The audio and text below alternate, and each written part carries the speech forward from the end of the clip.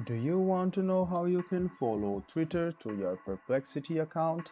If yes, then this video is for you. Hello and welcome to AI Basics. It's your host back again with yet another interesting tutorial video. In this video, I'm going to teach you how you can follow Perplexity AI's account in Twitter. Go ahead and open Google and then search for Perplexity AI. Now click on the first link which appears on your screen. It will load up this page. Make sure you are logged in and then you can see the X button over here. Click on X, which is the new Twitter. It will lead you to your Twitter page and you can see you have already been logged in. Go ahead and follow the account over here. You can see that you have now started following Perplexity. You can unfollow it anytime you want. And that's it, guys. That's how you follow Twitter through Perplexity.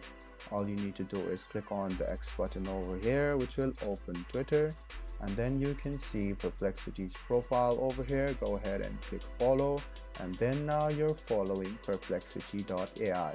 I hope this video was helpful for you. If you still have any kind of confusion, please do mention us on the comment section down below. Like the video, subscribe to the channel, and do hit the bell button for more. Hope to see you in the next video as well. Until then, goodbye, take care, and make sure you enjoy.